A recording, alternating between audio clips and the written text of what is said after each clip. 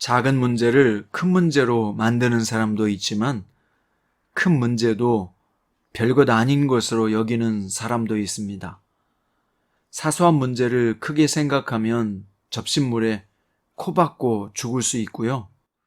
큰 문제도 작게 생각하면 집채만한 파도가 물려와도 파도 타기를 할 수 있습니다. 오늘 본문은 사소한 문제가 큰 싸움으로 번진 동족 상잔의 비극이 소개되고 있습니다. 오늘 본문은 사사기서 12장 1절부터 15절이고요. 그 중에서 6절만 읽겠습니다. 그에게 이르기를 쉿볼렛이라 발음하라 하여 에브라임 사람이 그렇게 바로 말하지 못하고 십볼렛이라 말하면 길르앗 사람들이 곧 그를 잡아서 요단강 나루터에서 죽였더라. 그때 에브라임 사람이 죽은 자가 4만 2천 명이었더라. 아멘. 오늘 말씀의 제목은 큰 문제도 가볍게 넘기는 훈련을 하라 입니다. 오늘 본문의 시작은 에브라임 지파 사람들이 입다에게 찾아와 시비를 거는 이야기로 시작합니다. 에브라임 지파는 기드온에게 그랬던 것처럼 입다에게도 찾아와서는 왜 암몬 자손과 싸우러 갈 때 우리를 부르지 않았느냐? 너와 내 집을 불태워버리겠다 라고 협박했습니다. 입다는 대답하기를 싸우는 줄 알면서도 안 나온 너희들의 책임이지 왜 목숨 걸고 싸운 우리가 문제냐? 라고 분개했습니다. 결정적으로 에브라임 지파가 길르앗 사람들에게 너희 길르앗 사람들은 에브라임 지파에서 도망친 사람들이다 라는 모욕적인 말까지 던졌습니다. 이것은 입다의 아픈 부분을 건드리는 말이었는데요. 입다가 이전에 길르앗 사람들에게 추방당한 아픈 기억을 되살리는 치욕적인 말이었습니다. 이렇게 모욕당한 입다는 길르앗 사람들을 모아 에브라임을 쳤고 크게 무찔렀습니다. 패전한 에브라임 지파 사람들은 도망치기 위해서 요단 나루턱으로 모여들었지만 그곳은 이미 길르앗 사람들이 장악한 상태였습니다. 길르앗 사람들은 에브라임 지파를 색출하기 위해서 쉿볼렛을 발음하게 했고 십볼렛이라 발음하면 그를 죽였습니다. 이렇게 죽은 에브라임 지파 사람이 4만 2천 명이나 되었습니다. 이 본문의 내용은 우리에게 무엇을 가르쳐주고 있을까요? 무엇을 어떻게 우리의 삶에 이 말씀을 적용해야 할까요? 먼저 에브라임 지파에 대해서 살펴봅니다. 에브라임 지파는 이스라엘 12지파 중 명문 지파이지요. 이스라엘을 흉년에서 구해낸 요셉이 그들의 조상이었고 가나안 정복전쟁의 영웅 여호수아가 이 지파 출신입니다. 그러다 보니 에브라임 지파는 자신들이 이스라엘 내에서 지도자 지파라고 생각했습니다. 그래서 자신보다 어떤 지파가 앞서는 것 같으면 시비를 걸고 용납하지 않으려 했습니다. 정작 나라가 위태로운 전쟁이 터지면 자신과는 상관없는 일처럼 뒷짐지고 있다가 승리하고 돌아오면 나가서 왜 우리를 부르지 않았느냐? 라고 태클을 걸었습니다. 그런데다가 말을 함부로 해서 상처를 주었는데요. 입다가 길르앗 출신인데 뻔히 알면서도 길르앗은 에브라임 지파에서 도망친 자들로 만들어진 도시라고 비하했습니다. 여기 도망친 자들은 원어에서 전쟁 중에 도망친 탈영병의 뜻을 가지고 있습니다. 이 말은 더 이상 너희는 언약 백성이 아니다 라는 뜻을 함축하고 있어요. 길르앗은 므낫세 지파에 속한 지역으로서 엄연한 이스라엘 공동체의 한 일원이었습니다. 그런데 도망자 집단으로 몰아세우고 언약 백성이 아니라는 말까지 하는 것은 길르앗의 입장에서는 도저히 용납할 수 없는 말이었습니다. 사람이 살다 보면 의견 차이도 있고 서로의 견해 차이로 싸움이 일어날 수도 있잖아요. 참다 안 되면 상대편에 대해 방어적 차원에서 비난이 나올 수도 있지요.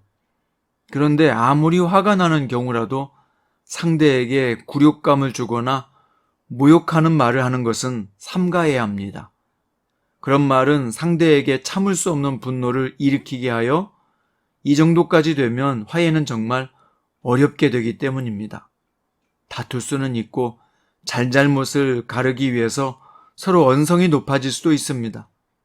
이런 때에는 자기를 변호하는 입장에서 문제를 해결하도록 하고 서로 자존심을 짓밟는 싸움이 되지 않도록 조심해야 합니다. 그렇지 않고 서로 인격적인 모욕감을 주고받는 것은 상대의 격렬한 분노를 일으키고 결국 관계가 회복될 수 없게 만들기 때문입니다. 사사인 입다의 입장에서 보면 자신들은 한 일이 없으면서 걸핍하면 따지고 시비를 거는 에브라임 지파의 못된 버릇을 고쳐놓고 싶었을 것입니다.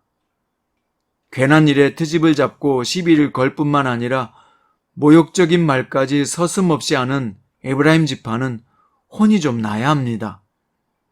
그렇지만 동족끼리 싸워 에브라임 지파의 42,000명의 생명이 목숨을 잃는 끝장 전쟁을 했다는 것은 비극 중에 비극입니다.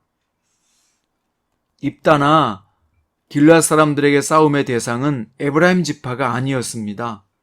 이들은 서로 연합해야 될 언약 공동체요. 제사장 나라가 되어 온 세상을 대표하는 나라가 되어야 할 사명이 있었습니다. 하지만 이런 중차한 일은 망각하고 서로 싸우다 못해 죽이기까지 하는 것은 엄청난 실패를 예고하는 악한 죄악이었습니다. 오늘 우리도 우리 싸움의 대상을 바로 알아야 합니다. 사람은 서로 의견이 다를 수 있고 생각이 다를 수 있고 입장도 다를 수 있습니다. 아무리 사랑하는 가족이라 해도 의견 차이는 있게 마련입니다. 하지만 싸움의 대상을 배후에서 조종하는 악한 마귀가 아니라 사람이 될 때 그것은 엄청난 상처와 문제를 일으킬 수 있단 말이에요.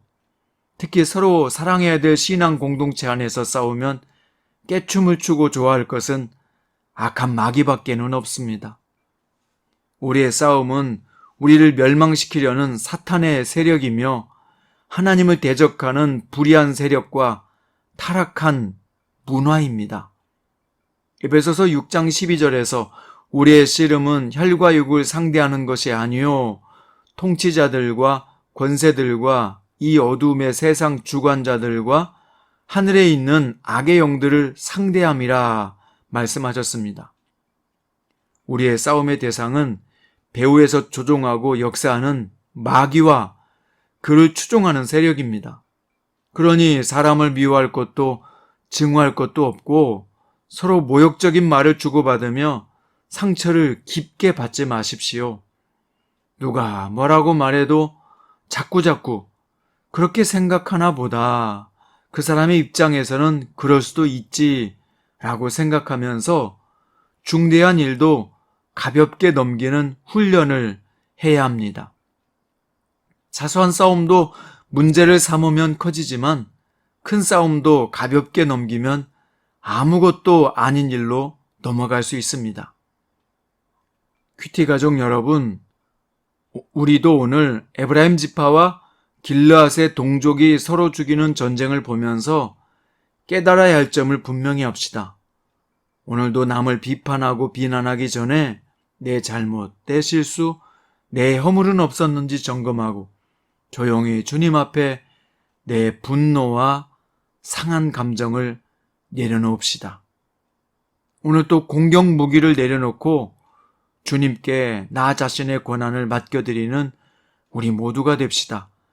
그래서 여러분과 제가 각자의 삶의 자리에서 진정한 승리를 거두는 주님의 백성들 되시기를 주님의 이름으로 축원드립니다.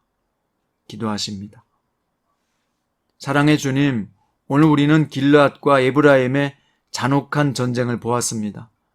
오늘 나에게는 이런 싸움의 대상이 없었는지 돌아보게 하소서. 사람을 이해하고 수용하고 허물을 덮어줄 수 있는 넉넉한 마음을 주시옵소서. 중차한 문제도 가볍게 여기고 넘어갈 수 있는 훈련을 하기를 원합니다. 주님 도와주시고 은혜를 내려주셔서 자꾸 어떤 문제에도 심각해지지 않게 하시고 항상 감사하는 마음과 기뻐하는 마음을 저에게 허락하여 주옵소서. 그래서 오늘 증오하다가 시간을 보내는 미련한 인생이 아니라 오늘 우리에게 선물로 주신 귀한 날을 축복으로 누리고 즐거워하게 하소서. 오늘 또 살아계신 예수님의 이름으로 기도드립니다.